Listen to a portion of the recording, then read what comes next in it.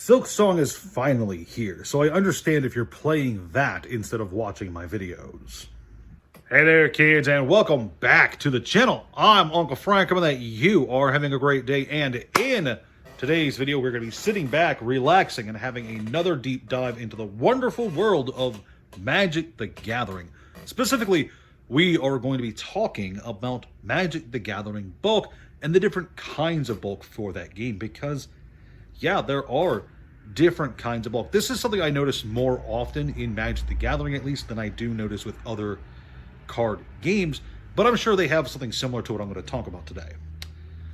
So, when you are sitting there, sifting through your bulk, organizing it, sorting it, getting it ready to list on TCG Player, you might be forgiven for thinking that all bulk is more or less the same, assuming you got it at a decent bulk price, regardless of where you got it from, whether someone sells you their giant bulk collection or you just accumulate a giant hoard of cardboard throughout your regular product opening activities. But you'll be surprised to learn that not all bulk is created equal. Some bulk sells faster than others. Some bulk sells a lot slower than you might hope. And there's even some bulk that just doesn't sell at all.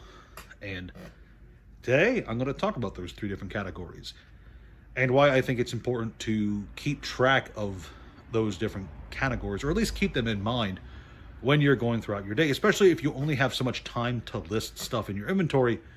Knowing what might sell a bit faster or slower can be beneficial in the long run. But before we get into those categories, I just want to say, as a disclaimer, if you have the space to store it and the time to wait for it to sell, all bulk really is, in the end, more or less equal. If you can store thousands of cards without having to worry about any kind of space constrictions or anything, and you have the time, the patience, etc. to wait for it to sell, bulk really is, at the end of the day, all the same. But on the short term, and if you're just trying to make a few quick sales, here are some bulk categories to keep an eye on. The first thing is one that I think a lot of people have been surprised about over the years, and that is, in my experience, which, I'm just one guy, sample size of one, I have found that full art basic lands, regardless of the set, will consistently be the fastest selling bulk, especially in high quantities. It's easier for me to sell 8 copies of a full art mountain from Battle for Zendikar than it is for me to sell pretty much any other 15-cent card that gets added to my inventory, to the point that very rarely do full art basic lands languish in my inventory. I add it from time to time, whenever I have the chance, and it's usually gone by the end of the month at the very latest. I do not often have full art basic lands in my inventory as a result, even though I do buy those at bulk rate because they are basic lands. Everyone's got a bazillion of them.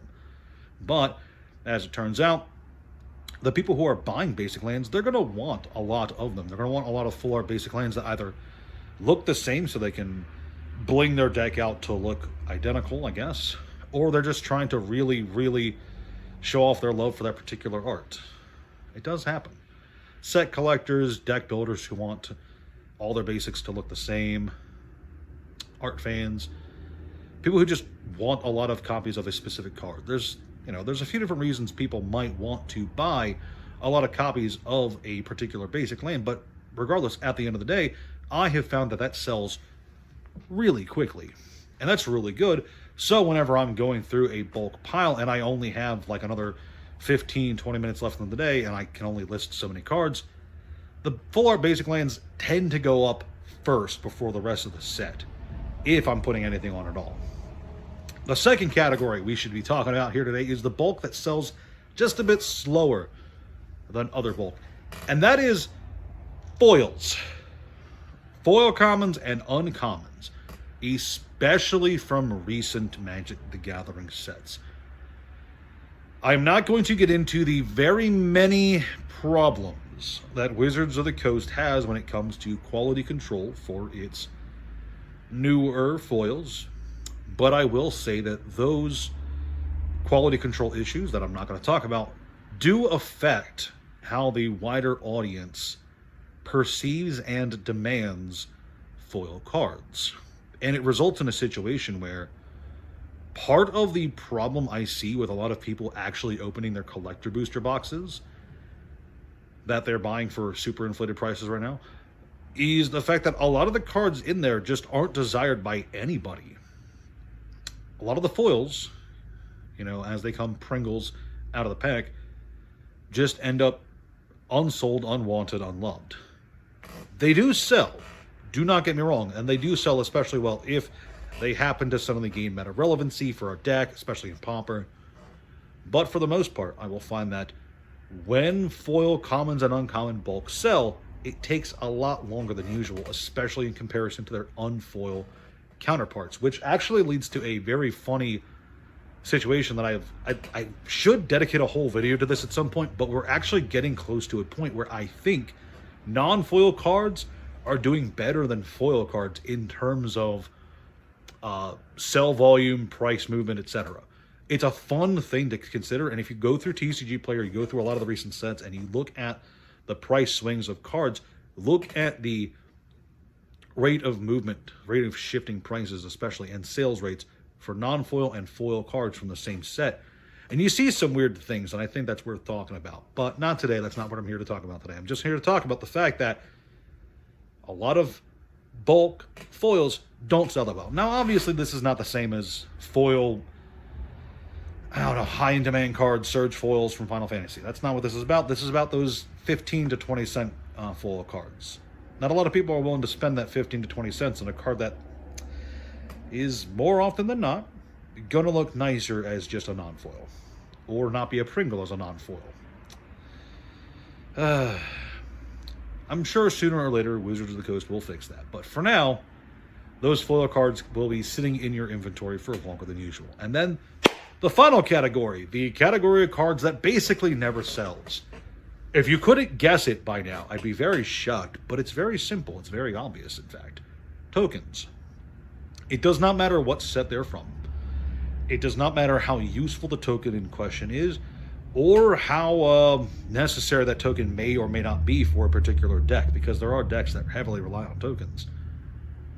Most players of Magic the Gathering, especially casuals who make up the majority of the players of the game, kitchen table Magic is huge. That's a very loud motorcycle, I think.